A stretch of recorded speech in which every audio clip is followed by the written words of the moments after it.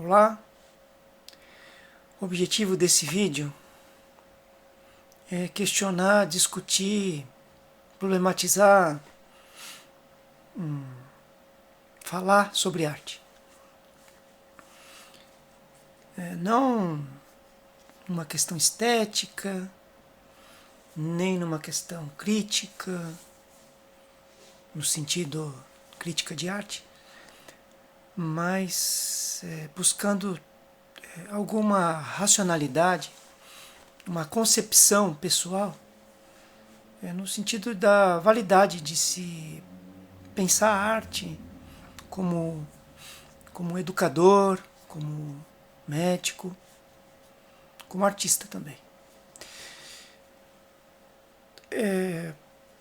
Há uma definição que eu gosto muito de arte, que é a arte como uma manifestação plástica do espírito. Quer dizer, algo que seja objeto, algo que seja experiência real. E, nesse sentido, a arte envolve a imanência. Vou usar o significado de imanência mais simples possível. Imanência é aquilo que está dentro, aquilo que está no interior das coisas. Quer dizer, aquilo que está no objeto. Ou aquilo que está na consciência, né, como objeto. Então, pensando na imanência da arte, né, a gente entende que esse é um aspecto fundamental para se começar. É nesse momento que a arte é algo bem feito. E esse algo bem feito é algo ligado ao belo, ligado ao estético, ligado ao ideal, à perfeição. A arte, então, como permanência, como imanência do belo. Essa seria uma concepção inicial, então, da arte. Uma vez estabelecida a imanência do belo, a gente pode nomear como arte aquilo também que é transitório, né, mas que fica imanente pela linguagem, como, por exemplo, o teatro, a fala, o canto, né, mesmo os livros, né, vamos pensar como um livro que se materializa na hora em que se lê. Né. Então, é a partir daí que a arte também envolve não só a presença física do objeto. Começa a aparecer um novo elemento, que é o sujeito da experiência da imanência. A gente começa então a considerar que a experiência da imanência do belo faz parte do processo da arte. Esta figura é o que vocês estão vendo, né? É uma peça, uma louça de sanitário masculino, em uma posição diferente. Está assinado R. Mudd, 1917, mas é um pseudônimo que Marcel Duchamp assinou, e ele propôs isso como uma obra de arte para um concurso lá em Paris. Obviamente, isso foi em 1917, né? Tem até para ver aqui a data. Obviamente foi rejeitada, mas essa proposta mudou o panorama da arte. Né? Ninguém nem sabe quem é o concurso, quem ganhou o concurso, mas a proposta de Duchamp ficou para sempre. É um momento da ruptura, né, da imanência do belo, vamos dizer assim, porque não tem nem o objeto em si, não pode ser classificado como arte, e nem mesmo o sujeito, né, que assiste à arte. Quer dizer, há um descompasso, né, há uma perda dessa iminência do belo, porque o que importa como arte é basicamente o conceito que tem na proposta. Quer dizer, antes, né, antes do objeto, né, é posterior à experiência. Então, é uma grande ruptura da arte. Né. O homem moderno, ele não aceita mais a concepção anterior de arte. Essa é uma nova concepção de arte. Um vídeo recente desse artista plástico americano Robert Floczak, propõe a ideia de que a arte moderna é uma degradação da arte, da concepção da arte antiga. Para provar essa tese, aqui é uma fotografia do avental de trabalho, né, de pintura do Robert. E ele fotografou um pedaço desse avental sujo, né, e apresentou então essa foto, né, como se fosse uma tela, uma obra de um artista plástico americano chamado Jackson Pollock, um falecido já. Jackson Pollock é um dos mais importantes pintores americanos. Né? As obras valem milhões, centenas de milhões de dólares. Né? Então ele propôs, né, Robert Floczak propôs aos alunos que criticassem, que dessem uma análise, fizessem uma análise, e constatou que todos os alunos acharam que era uma obra de arte, que era muito bonito. A foto à esquerda mostra então o momento da pintura do Pollock, e à direita um detalhe de uma de suas obras. Então, ele é o estilo peculiar do Pollock, né? Colocar a tela no chão e jogando as tintas, né? Fazendo camadas de tintas, como se fosse um jogo ao acaso. Então, vocês se lembram dessa novela da Globo, Caras e Bocas? Tinha o macaco Chico, né? Que pintava as obras e deixou o dono dele muito rico, né? Bom, o dono não, mas quem cuidava dele, né? Então, isso também, né, a gente pode associar, então, na ficção, o macaco pintor, e também na realidade. A gente sabe que, dependendo do treinamento, por exemplo, elefantes conseguem fazer pinturas, inclusive de elefantes, né? Então, podem ser treinados para a arte. É bem conhecido um porquinho que faz pinturas, né, o Picasso. E uma dessas pinturas, dessas obras de arte, serviu inclusive como modelo para essa fábrica de relógios, né, enfeitar.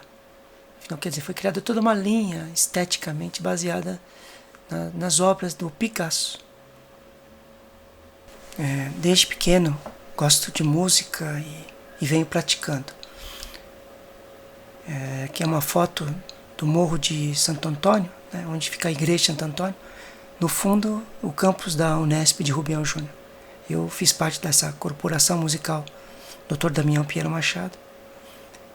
E eu vou falar então, aproveitar um pouquinho e falar um pouquinho sobre os efeitos da arte, né, especificamente os efeitos da música no cérebro humano. É bem sabido que a música é matemática, que a música é linguagem, né? E sendo linguagem, né, tem todo um caminho neurológico, vamos dizer assim, neurocientífico, né? Então tem benefícios claros nessa área, né? Ela se soma, né, à linguagem das palavras. A música também emociona, né? Trabalha com emoção, com memória, com movimento, com ritmo, né? Com intensidade. Bom, e isso afeta, isso gera, então, né, toda uma hipertrofia, vamos dizer assim, do corpo caloso dos músicos, de quem escuta a música, do córtex motor, do cerebelo, né? Quer dizer, há uma plasticidade neural, né, que se sujeita a quem escuta a música, a quem faz música, né? E é interessante que a atividade cerebral, ela, quando a gente vê por ressonância magnética, ela é igual para quem ouve, né, música, ou para quem imagina estar ouvindo música. Então, para vocês verem o espaço que a música existe, né, o espaço que a música contém dentro de um cérebro humano. E está muito nítido também que há uma associação de maior uso da música, né, escutar mais ou praticar mais, e a inteligência. Bom, a música também gera dopamina, por isso é uma fonte de prazer.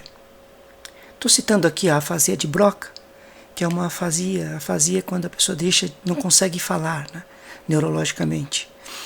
E a afasia de Broca ela é característica porque muitos desses pacientes não conseguem se expressar nas palavras, mas conseguem cantar, por exemplo, né?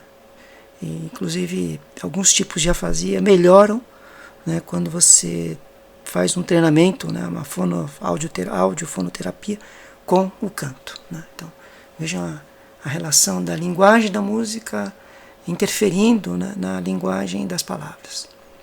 É sabido também que há uma relação entre música e epilepsia. Algumas pessoas podem ter convulsões, né, desencadear convulsões quando escutam determinados tipos de música, determinados estímulos musicais. Ao contrário também, algumas outras pessoas podem melhorar da epilepsia quando ouvem também determinados tipos de música. Então essa peculiaridade de determinados tipos de música também é conhecido no Alzheimer. Então pode ser usado então em pessoas com Alzheimer como uma terapia, mas ela só funciona bem, quer dizer, né, na melhora do comportamento de pessoas com Alzheimer, se você utilizar, né, músicas conhecidas, né? Então músicas que a pessoa já teve contato. Não vale, né, não tem um efeito terapêutico quando a pessoa não conhece a música, ou alguns determinados tipos de música não fazem bem para quem tem Alzheimer, né? Aqui eu só estou colocando aqui um artigo que eu li, achei muito interessante, né? É uma síntese aí da ótica neurocientífica da música, né?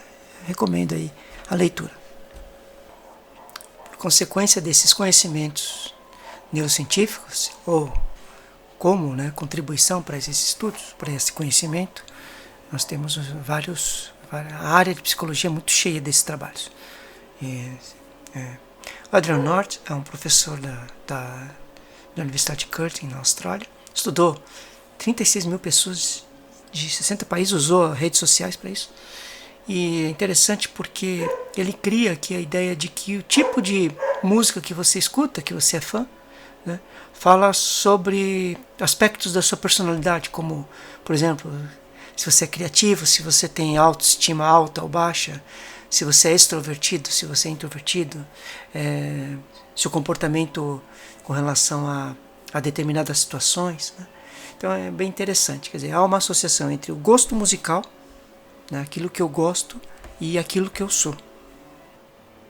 Uma das consequências da ideia da influência da música sobre o cérebro é porque a gente pode eventualmente, né, induzir com o tipo de música a um comportamento. Então, isso é bem conhecido dentro do marketing, dentro do cinema, dentro da televisão, da propaganda, né, que a música ou os sons, né, podem influenciar emoções, inclusive a propensão para você gastar dinheiro. Isso aqui é um artigo que fala sobre isso. Apenas a título de curiosidade, né, como eu falei em marketing, acho que é muito interessante a concepção de que o marketing pode também ajudar. Por exemplo, se a gente sabe mais ou menos como mobilizar pessoas para vir para a doação de sangue, né? Quer dizer, quais são os estímulos, neurocientificamente falando, né, que podem trazer pessoas para doar mais ou doar menos também, né? Então, quer dizer, o marketing pode ser sempre usado para vários níveis, né? Este trabalho é um pouco mais recente, bastante interessante, que o autor Greenberg, né, utiliza uma teoria empatizante, sistematizante desse autor aqui, desse segundo autor, Simon Baron Cohen. Então o Simon Baron Cohen desenvolveu essa escala, vamos dizer assim, esse questionário que permite então classificar os estilos cognitivos, quer dizer, a forma como as pessoas pensam, né? Então, empatizantes e sistematizantes, no sentido de empatizante, aqueles que tem uma cognição mais emocional, enquanto que o polo extremo seria aquele absolutamente racional, quer dizer, sem emoção, né? Obviamente não são dois polos, mas sim extremos e, obviamente, associações entre esses dois extremos. O trabalho original do Simon basicamente está relacionado com o estudo do autismo, né? Onde ele coloca então o cérebro, o estilo cognitivo do autismo dentro do polo sistematizador, do polo racional, né? Então, quer dizer, eles conseguiram nesse trabalho mostrar que, aplicando os questionários, né, e classificando os indivíduos com relação a esse estilo cognitivo, era possível prever o gosto musical. Quer dizer, o tipo de música, né, por exemplo, do hepatizante é Mozart e o do sistematizante é Bartók. Então, vocês verem que é possível, então, o estilo cognitivo está diretamente associado com o gosto musical. Então, uma vez estabelecida, né, essa relação entre música e neurociência, né, a gente volta para o Pollock. Né? Então, por que Pollock é tão importante na cultura, na alta cultura americana? E esse Richard Taylor é um professor também universitário, só que ele é físico. E basicamente ele estudou os quadros de Pollock a partir da teoria do caos. Então, a questão principal do Richard Taylor, né, é trabalhar então a dimensão fractal, né, dos quadros de Pollock. A ideia então do que é fractal, né, vamos dizer assim, o princípio básico é que a unidade, quer dizer, se você dividir, por exemplo, o quadro de Pollock em pequenas unidades, quer dizer, em pequenos tamanhos, ao comparar esses pequenos tamanhos com grandes tamanhos ou com outros pequenos tamanhos, você consegue ver uma unidade. Quer dizer, há uma unidade no pequeno que compreende o todo. Né? E uma outra ideia fundamental do Taylor, da análise de Pollock, que mostrou que, na medida que o Pollock evoluía, quer dizer, que os seus quadros iam, vamos dizer assim, se aperfeiçoando, sua técnica se aperfeiçoando, né?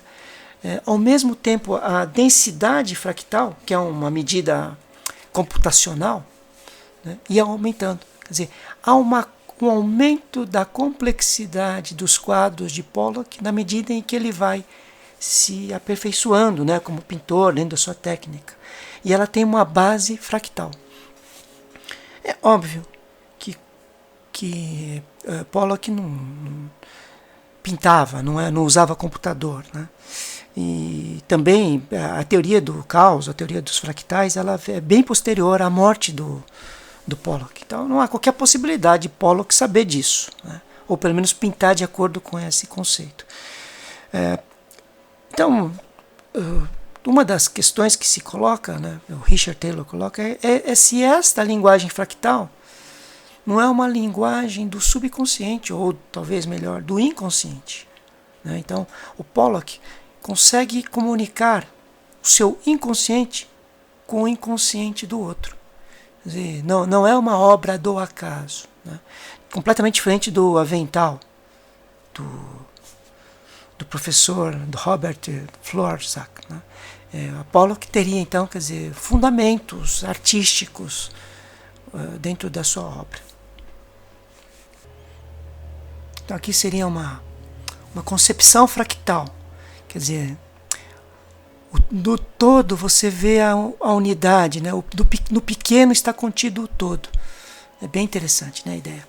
E a ideia do fractal, por mais distante que nos pareça, né, que pareça muito mais computacional do que qualquer outra coisa, ela está na natureza.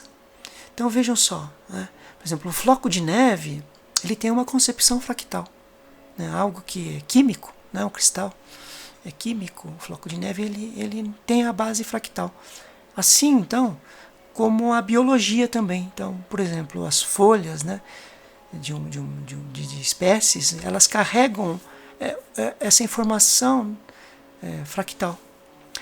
Assim também as árvores, né? Então os troncos, né, têm uma relação fractal. Quer dizer, troncos pequenos e grandes e o tronco principal tem relações fractais. Quer dizer, a natureza é cheia, né, não só a natureza biológica, mas a natureza das coisas, né, da geográfica, também tem a questão fractal. Né? Um exemplo também biológico bem interessante é dos capilares. Quer dizer, a distribuição capilar também tem computacionalmente uma abordagem, sei lá, uma natureza fractal.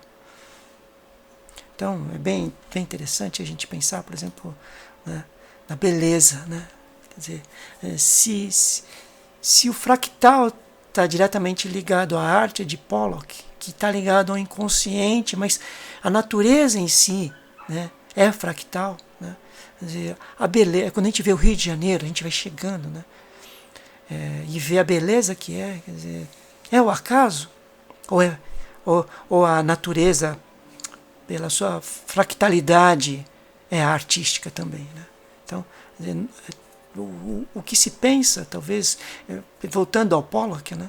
Quer dizer, como é que Pollock tem essa consciência fractal, né? Pela observação da natureza, né? O jeito de Pollock pintar também era peculiar. Porque, apesar dele jogar as tintas, assim, aparentemente de forma aleatória, as obras dele duravam muito tempo para serem feitas. Então, ele pintava, ele se sentia satisfeito, mas deixava secar, voltava semanas depois e aí acrescentava novas camadas. Quer dizer, a obra de Pollock é toda cheia de camadas, né? Assim como a natureza, né? Vocês sabem, a questão geográfica é toda né, montada no tempo, né? Ela quer dizer, há uma natureza fractal, né? E essa natureza fractal não deixa de ser a beleza, não deixa de ser o imanente, né? Não deixa de ser a vida.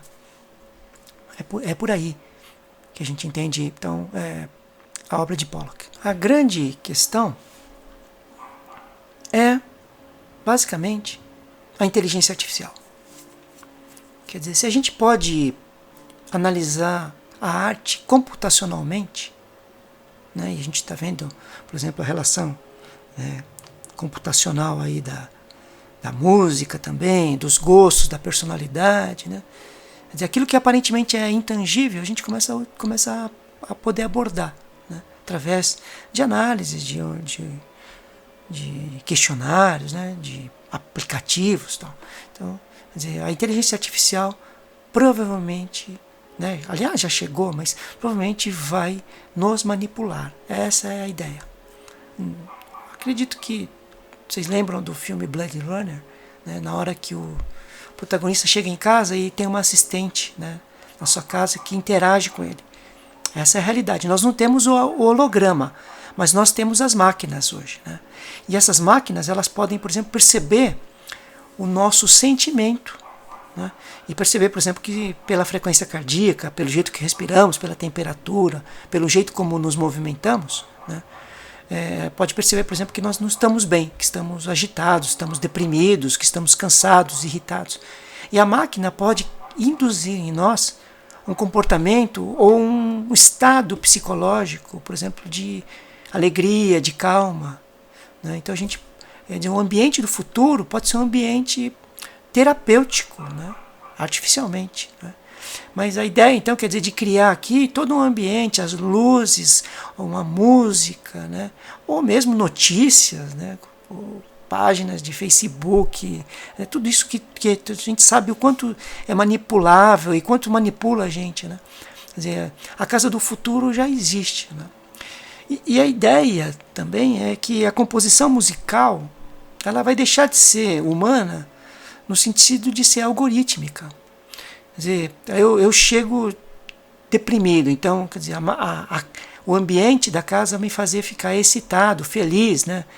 Voltar ao meu estado natural, né? Então, vai criar uma música para mim, né? Específica para aquele momento, para até eu atingir o nível determinado, né? Por programação, né?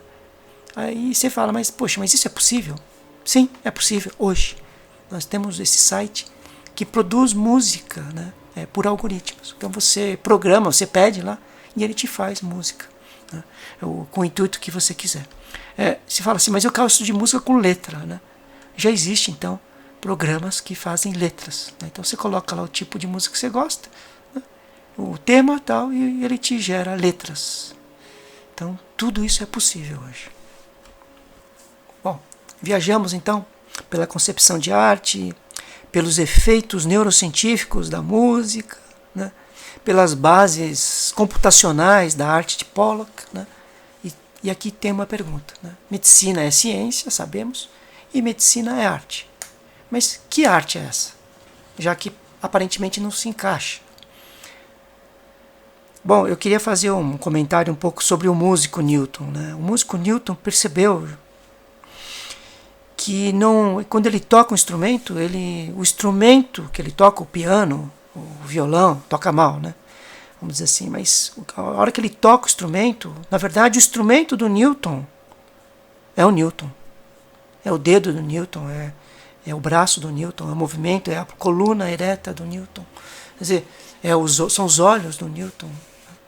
Então, a arte se dá, né, através do instrumento que é a pessoa em si. Então, aí entra uma questão que não é nem o objeto, nem o sujeito que é a arte, né? Mas é sim o sujeito como o elemento, o instrumento dessa arte. Quer dizer, é necessário sair de si mesmo, né, para se enxergar como objeto, né, ou como realizador. Então, é nesse sentido que a gente precisa de um conceito, né, não mais da imanência, mas das transcendência. Transcendência são termos antigos também, e é interessante que Aristóteles, quando fala sobre transcendência, ele fala que tem 3 áreas que transcendem naturalmente. Que a transcendência é o natural, que é a ciência, que é a religião e a arte. Então, né, não falou exatamente assim, mas é interessante pensar que a arte, né, é necessária essa transcendência. Quer dizer, né, além de ascendência, quer dizer, para cima, quer dizer, é além do objeto, é além da experiência, né, é além da consciência do objeto, né, é mais do que isso. Então, há necessidade da transcendência. Esse é o elemento que colocado, né, que posta na arte, né, explica, por exemplo, por que medicina é arte. Para terminar, nada melhor que uma obra de arte. E um texto é uma obra de arte também. Esse Moisés Clear, o famoso romancista, famoso escritor, ele também era médico. E esse texto ele escreveu em homenagem aos médicos, né, no Dia dos Médicos. Eu certamente não vou ler o texto inteiro, mas é possível de se achar na internet com facilidade. Eu vou pegar alguns trechos que me interessam aqui, né? Então, óbvio que a ideia o bom médico sabe ir do micro ao macro quando necessário. Quer dizer, ele tem que navegar por esses caminhos. Temos que lembrar que o bom médico talvez não seja tão famoso como Hipócrates ou Paré, quanto Seidenhall ou Virchow, quanto Freud ou Oswaldo Cruz, mas que para o seu paciente, para a comunidade da qual cuida, ele é a própria medicina. Medicina, ciência e arte. Muito obrigado por me escutarem. Grande abraço.